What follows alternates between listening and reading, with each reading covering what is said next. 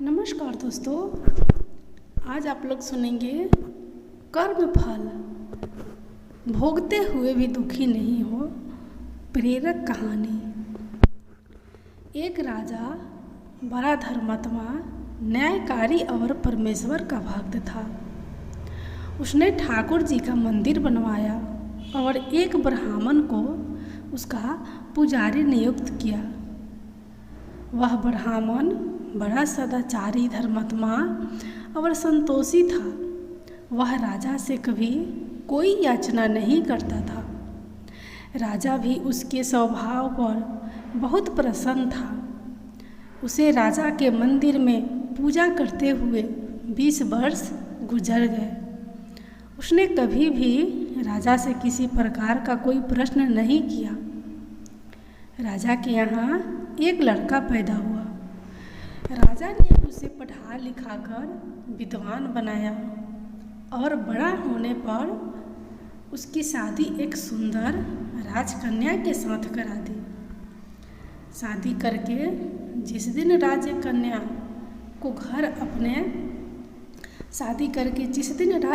को अपने घर राजमहल में लाए, उस रात्रि में राजकुमारी को नींद न आई।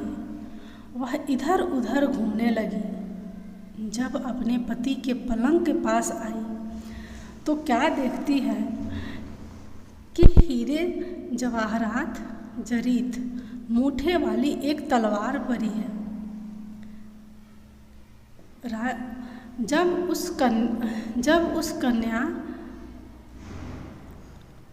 उस राजकन्या ने देखने के लिए वह तलवार मयान से बाहर निकाली, तब तीक्ष्ण धार वाली और बिजली के समान प्रकाश वाली तलवार देखकर वह डर गई। वह डर के मारे उसके हाथ से तलवार गिर पड़ी और राजकुमार की गर्दन पर जा लगी। राजकुमार का सिर कट गया और वह मर गया।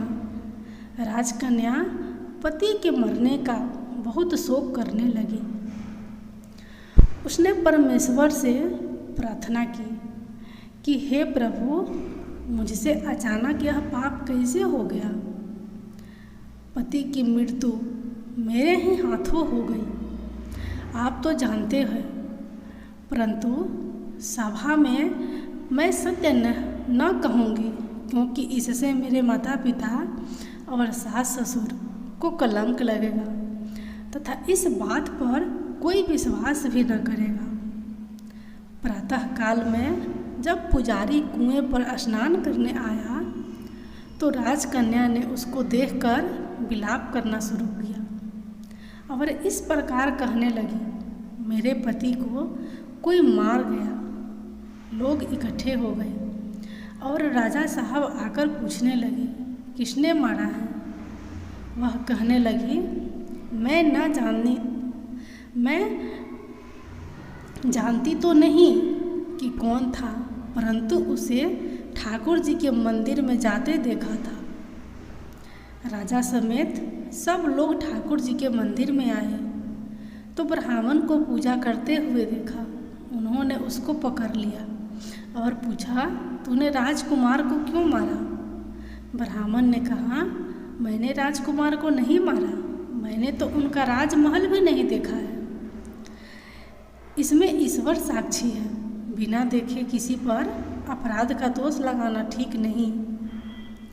ब्राह्मण की तो कोई बात ही नहीं सुनता था, कोई कुछ कहता था तो कोई कुछ। राजा के दिल में बार बार विचार आता था कि यह ब्राह्मण निर्दोष है, परंतु बहुतों के कहने पर राजा ने ब्राह्मण से कहा, मैं तुम्हें प्राण दंड तो नहीं देता, लेकिन जिस हाथ से तुमने मेरे पुत्र को तलवार से मारा है, तेरा वह हाथ काटने का आदेश देता हूँ। ऐसा कहकर राजा ने उसका हाथ कटवा दिया। इस पर ब्राह्मण बड़ा दुखी हुआ और राजा को अधर्मीय जान उस देश को छोड़कर चला गया। वहाँ वह खोज करने लगा कि कोई विद्वान ज्योतिष से मिले तो बिना किसी अपराध हाथ कटने का कारण उससे पूछूं। किसी ने उसे बताया कि काशी में एक विद्वान ज्योतिषी रहते हैं। तब वह उनके घर पहुंचा। ज्योतिषी कहीं बाहर गए थे। उसने उनकी धर्मपत्नी से पूछा, माताजी, आपके पति ज्योतिषी जी महाराज कहाँ हैं, कहाँ गए हैं? तब उस स्त्री ने अपने मुख से अयोग्य अहसा दुर्वचन कहे, जिनको सुनकर वह ब्राह्मण हैरान हुआ और मन ही मन कहने लगा कि मैं तो अपना हाथ कटने का कारण पूछने आया था, परंतु अब इनका ही हाल पहले पूछूंगा। इतने में ज्योतिषी आ गए। घर में प्रवेश करते ही ब्राह्मणी ने अनेक दुर्वचन कहकर उनका तिरस्कार किया, परंतु ज्योतिषी जी चुप रहे और अपनी स्त्री को कुछ भी नहीं कहा। तदंतर वे अपनी गति पर आ बैठे। ब्राह्मण को देखकर ज्योतिषी ने उसने कहा, कहिए ब्राह्मण देवता कैसे आना हुआ? आया तो था अपने बारे में पूछने के लिए, परंतु पहले आप अपना हाल बताइए कि आपकी पत्नी अपनी जुबान से आपका इतना तिरस्कार क्यों करती है, जो किसी से भी नहीं सहा जाता और आप सहन कर लेते हैं। इसका कारण है, यह मेरी स्त्री नहीं, मेरा कर्म है।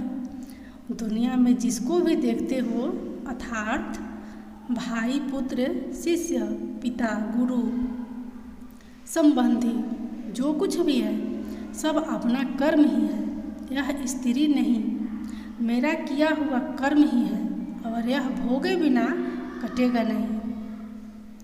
अपना किया हुआ जो भी कुछ शुभ अशुभ कर्म है, वह अवश्य ही भोगना पड़ता है। बिना भोगे तो सैकड़ों करोड़ों कल्पों के गुजरने पर भी कर्म नहीं टल सकता। इसलिए मैं अपने कर्म खुशी से भोग रहा हूँ और अपनी स्त्री की ताड़ना भी नहीं करता, ताकि आगे इस कर्म का फल ना भोगना पड़े। महाराज, आपने क्या कर्म किया था?